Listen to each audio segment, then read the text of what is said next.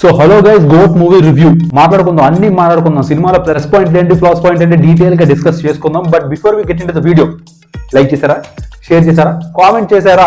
ఇంకా చేయకపోతే మాత్రం ఫస్ట్ చేసేసుకోండి. అండ్ అలాగే ప్రతిదానికి షార్ట్స్ కూడా పెడుతున్నాం అనమాట. ఒకరు చూడకపోతే అవి కూడా చూసేయండి. అండ్ అలాగే 10 మందికి షేర్ చేయండి. అండ్ దాంతో పాటు కింద కామెంట్ సెక్షన్స్ లో ఏదో ఒకటి మెన్షన్ చేయండి. అంటే సినిమా గురించి మీకు ఎలా అనిపించింది, లేకపోతే ఇంకా కొత్త వీడియోస్ ఇంకా ఏమైనా చేయాలా, సో ఇలాంటివన్నీ కింద కామెంట్ బాక్స్ లో మెన్షన్ చేయండి. సో దట్ నాకు కూడా ఒక ఐడియా వస్తుంది అనమాట. ఇంకా మొదలు పెడదాం.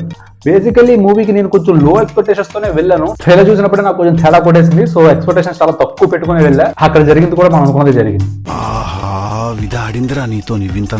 ఇంకా మూవీ విషయానికి వస్తే, విజయ్ గారి ప్రతి సినిమాకి నేను ఆ టైటిల్ కార్డ్ కోసం కొంచెం వెయిట్ చేస్తూ ఉంటానండి. ఎందుకంటే సౌత్ ఇండియన్ సినిమాస్ లోని బెస్ట్ టైటిల్ కార్డ్స్ ఆయనకే ఉన్నాయన్నమాట. ఇంకా సినిమా విషయానికి వస్తే ఏమని చెప్పను, సినిమాలో ఏముందిరా అంటే నాకైతే పెద్ద ఏం అనిపించలేదండి. ఓపెనింగ్ ఫైటే తెలిచేస్తారు. స్టార్టింగ్ విజయ్ గారి ఇంట్రడక్షన్ ఫైట్ ఒకటి ఉంటుంది. అక్కడ ప్రభుదేవ గారు ఎంటర్ అవుతారు అనమాట. సో ఇంకా ఆయన ఎంటర్ అయిన దగ్గర నుంచి ఇంకా తర్వాత వెళ్ళిపోద్ది ఇంక నీటిలోని. అసలు ఆ గ్రాఫిక్స్ కానీ, లేదంటే ఆ స్టార్టింగ్ లో ఫైట్ కంపోజిషన్ కానీ, అసలు నాకైతే ఫుల్లీ డిస్కనెక్టెడ్ అండి. అంటే ఫస్ట్ ఫైట్ నుంచే ఇంకా అరే ఏం ఇలా ఉందో అనిపించింది నాకు. అండ్ ఇంకా పోతే మిషన్ ఇంపాసిబుల్ మూవీలో కూడా అట్లా కొంచెం ట్రై చేశారనమాట. నాకైతే అది కొంచెం వర్కౌట్ అయినట్టు అనిపించలేదండి. ఆ సీజీ వల్లనో, లేదంటే ఆ టెక్నికల్ ఇష్యూస్ వల్లనో, దేని వల్ల మరి అంత క్లారిటీగా తెలియదు. కానీ ఆ పాట అయితే నాకైతే అసలు వర్కౌట్ అయ్యింది అనిపించలేదు. అండ్ ఇంకపోతే స్టోరీ కూడా ఎక్కడ కూడా అంత ఎంగేజింగ్ అనిపించదండి. అంటే లైక్ రన్ టైం చాలా ఎక్కువ ఉండడం వల్ల ఆల్మోస్ట్ 3 hours మూవీ అది. సో నాకైతే చాలా బోర్ కొట్టేసింది first half and second half లో కూడా. అంటే కొన్ని సీన్స్ పక్కన పెడితే ఓవరాల్ మూవీ అయితే నాకు కొంచెం బోరింగ్ అనిపించింది.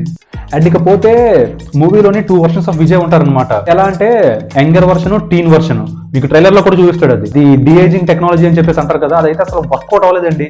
ఎట్లా అంటే లిటరలీ ఇప్పుడు మనం ఏ పిక్కి మనం ఒక వీడియో చేస్తే ఎలా ఉంటది, సో లిటరలీ ఆ టీన్ వర్షన్ అయితే అసలు ఇంకా దారుణంగా అనిపించింది. అంటే లిప్ సింక్ అవ్వట్లేదు, లిప్ కూడా కలవట్లేదు. అండ్ ఇంకొక పర్సన్ ఫేస్ ముందుకు వస్తుంటే ఆ టీన్ వర్షన్ షార్ట్స్ అప్పుడు తెలిసిపోతుంది. అంటే లైక్ ఏది తెలిసిపోతుంది. అయితే నాకైతే అసలు వర్కౌట్ అయింది అనిపించలేదు. అసలు అదైతే ఫుల్లీ ఫెయిల్డ్ అయ్యారు అక్కడ. అండ్ ఇంకొక యంగర్ వర్షన్ విజయ్ ఉంటారు, అదైతే కొంచెం పర్లేదు, అది కొంచెం డీసెంట్ గానే ఉంది. లిటరల్ చెప్పాలంటే అది టోటల్లీ అంటే కాదు. కొన్ని సీన్స్ లోని విజయ్ గారు అది షూట్ చేశారు, ఇంకొన్ని సీన్స్ లోనే అది కొంచెం మార్ప్ చేశారు. అంటే లైక్ ఈ డిఏజింగ్ టెక్నాలజీని యూజ్ చేసి దాన్ని చేశారు అనమాట. బట్ కొన్ని సీన్స్ అయితే మాత్రం they are pretty good. Like అవి పక్కన పెడితే ఆ యంగర్ వర్షన్ లో కూడా కొంచెం ఈ డిఏజింగ్ టెక్నాలజీని యూజ్ చేయడం మరి అక్కడ ఫెయిల్ అయ్యారో తెలియదు. కానీ లిప్ సింక్ అవుతున్నప్పుడు కూడా అది అసలు కదలట్లేదు. అసలు డైలాగ్ చెప్తున్నా కానీ లిప్ కూడా కదలట్లేదు అనమాట. అండ్ ఇకపోతే విలన్ అండి, ఆయన చూడడానికి కూడా అంత విలన్ లా కనిపించలేదు. అండ్ ఆ క్యారెక్టరైజేషన్ కూడా సినిమాలో అంత ఇంపాక్ట్ ఉండదు. అండ్ ఇంకపోతే మీనాక్షి చౌదరి గారు, అసలు ఆవిడ మూవీలో ఎందుకు పెట్టారో కూడా అర్థం కాలేదనమాట. లిటరల్లీ నాకు తెలిసి 5 minutes కూడా ఉండదేమో స్క్రీన్ టైం ఆవిడది. అంటే లైక్ ఒక సాంగ్ లో ఉంటారు, ఒక 2-3 షార్ట్స్ లో కనిపిస్తారు. అండ్ ఇంకా సాంగ్స్ అంటే గుర్తొచ్చే యువన్ శంకర్ రాజా గారి మ్యూజిక్ నాకు ఎందుకు ఈ మూవీకి వర్కౌట్ అవ్వలేదు అనిపించిందండి.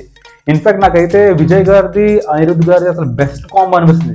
వాళ్ళది ఏ మూవీ అని చూడండి, అసలు నాకు అన్ని ఐకానిక్ బీట్స్ లో అనిపిస్తాయి. బట్ యువన్ శంకర్ రాజా గారి మూవీ మ్యూజిక్ అయితే నాకైతే పెద్దగా అనిపించలేదు. అండ్ ఇంకా సాంగ్స్ ప్లేస్మెంట్స్ కూడా most of the songs rock ప్లేస్మెంటే. ఇప్పుడు కొంచెం హుక్ స్టెప్ బాగా ఫేమస్, అది కొంచెం ట్రెండ్ అయింది కదా, స్వింగ్ ఇట్ సంథింగ్ ఏదో ఉంటది. సో ఆ సాంగ్ అయితే లిటరలీ డిస్కనెక్ట్ అయిపోతారు ఇంకా ఆ సీక్వెన్స్ తోని.